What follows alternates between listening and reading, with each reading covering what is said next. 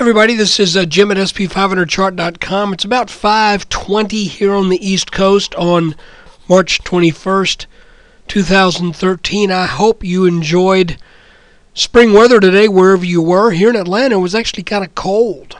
Yesterday was beautiful. Today was cold. But that aside, we're going to use some time on our techniques to understand modern markets, featuring daily technical analysis videos of the S&P 500 index. And I had a subscriber email me to remind me about a pattern that sort of fell off my radar, and I appreciate that reminder. We're going to take a look at that today, and it's kind of another one of those interesting coincidences, if you know what I mean. But before we find out what the mystery coincidence is, I want to remind you that the website and the video are for educational purposes only. Nothing stated at the site or in the video is intended to be used as investment advice. I could draw lines on charts, but you have to draw your own conclusions from your own research and make investment decisions that are suitable for your personal financial situation. I'm still not a licensed financial professional, and I don't think I'm ever going to change that. But I'm also not going to change the fact that I'm a guy who draws lines on charts. So let's take a look. Okay, you may recall that the fall of 2012, we were looking at a couple of different potential patterns. And you may recall that we had identified, and I'm going to get rid of a couple things here. Well, maybe I'm not. They don't want to go away. Oh, there we go. Bear with me. Where's my line for that and my line for this? There we go.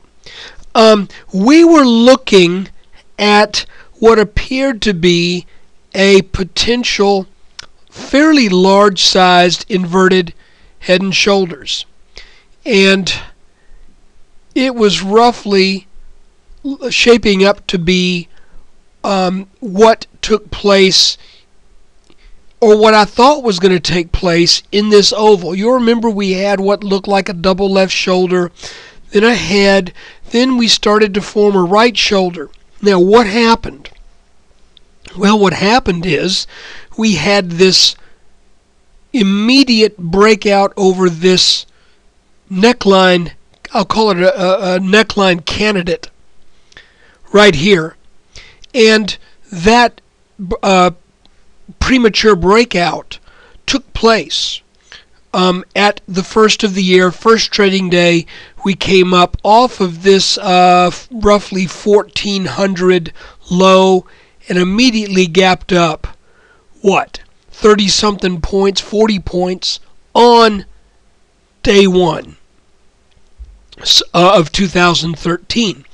Well, for some reason, that, I don't know why, as soon as we started in this channel here, I just sort of lost track of this pattern. And that's, I'm glad that at least one of my subscribers did not lose track of that.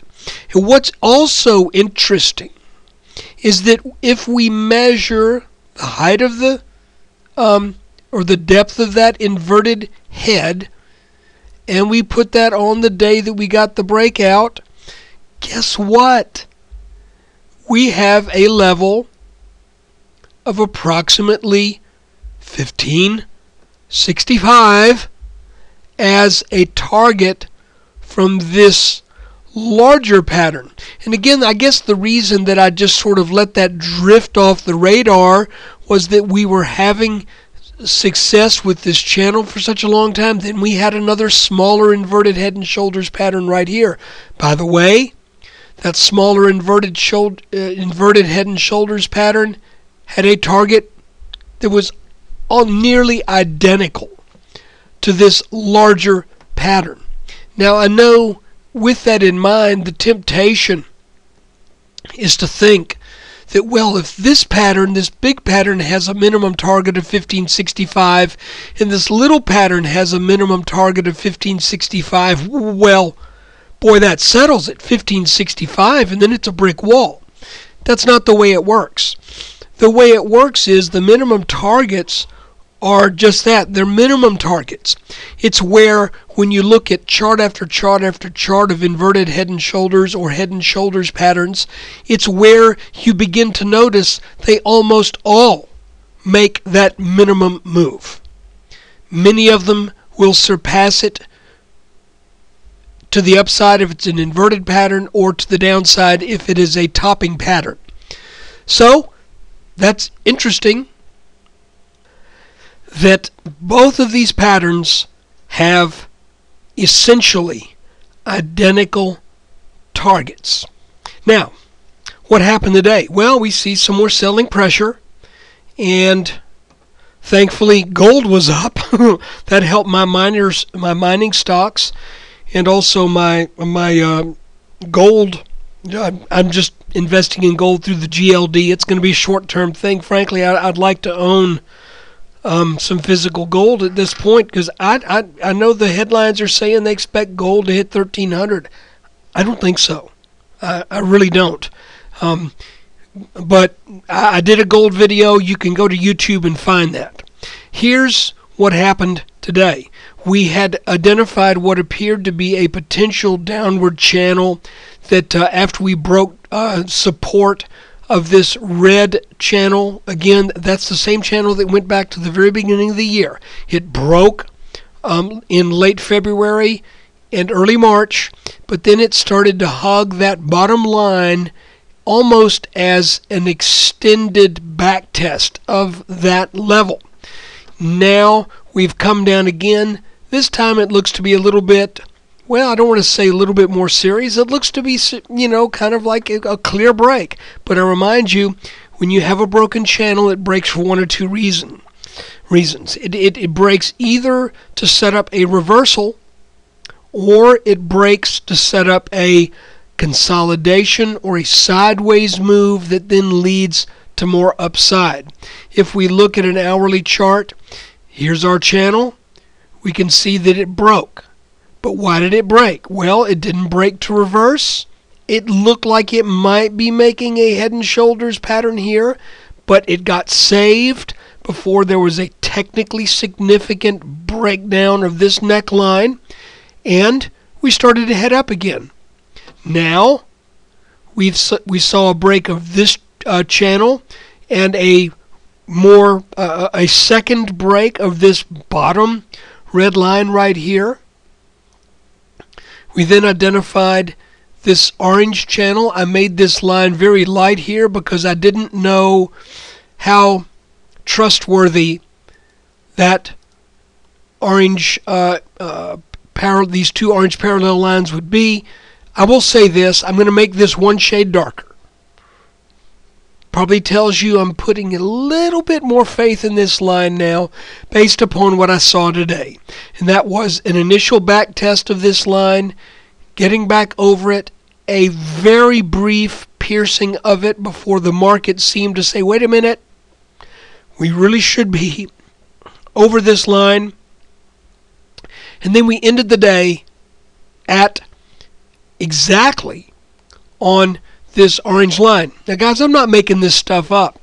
I don't know whether someone looks at my chart. I don't think so. I've got probably, well, let's put it this way, I've never had more than 100 subscribers, and I've got less than 100 now, and that's fine. That's plenty enough. I don't advertise this. If you want to tell people, that's great, but I'm happy with things as they've been going. But all I want to say is, it seems so not bizarre, not coincidental, just so interesting that we see the markets opening and closing and doing things around these lines. The fact of the matter is, I'm not the only person who's doing this. There are probably people who get paid big bucks to do what I do, and that's great. They're probably better at it than I am too. But I will say this, very interesting that we come right back down to this line, which is parallel to this bottom line down here, that tells me this line has a little influence in the market. So basically, we came into today knowing that we would expect resistance if the market hit the mid 1560s again. We could not reach that level, and now we've come down to where we thought there could be mild support. Again, I'm not putting too much stock in this. As I see it, even with this line, the S&P is still in between resistance and support, because I'm going down a little deeper in the chart where I would expect support. Now, in the long run, it may be that this line becomes important at some point down the road in some shape, form, or fashion. This is a horizontal line that's been attacked a couple times. If we were to start plowing down through support and we come back down to this line and then have a bounce, you know what I'm going to say? We've seen them time and time again. This could be the formation of a larger pattern. This is extremely preliminary. This is just basically heads up. We're starting to break some support.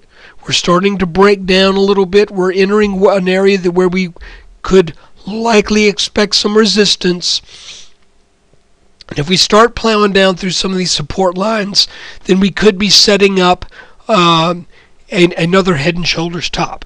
So guys, that's it for your trading day of March 21st, 2013. You can see we are now entering a period of volatility. This kind of volatility is being partly driven by news in Europe. But you also tend to find more volatility where the market is sorting things out and trying to discover which way it wants to go. We're still not as volatile as we were in late February, but still a good bit more volatile than we had been in the 8 or 9 days that we had been trading in while we were in this little narrow light blue channel that was kind of hugging the bottom of our larger red channel. So let's see where we end up tomorrow. If you ask me, I would say the answer is still not enough information, because this is where we would expect resistance. This is where we would expect support, some of these lines down here. And again, if they break and we start coming down to the high 1400s again, we could be seeing a much more significant topping pattern form. But even if that's the case, we're not really close enough at all to make that call. I'm just pointing out we got a horizontal line down here that may be important. And that importance would be at somewhere a number of weeks down the road. Guys, I want to thank you for watching the video. Thank you so much for your support. Take care. Let's see what the market dishes up for us tomorrow. And look for the weekly review that will be released at some point over the weekend. And again, I remind you, that is free to everybody, general public, you name it. I just stick it on out there. It's kind of my marketing effort, if you want to know the truth, but it also gives people a chance to look back, have a little retrospect on the week, and see what worked and what didn't. Thanks again for watching. Take care.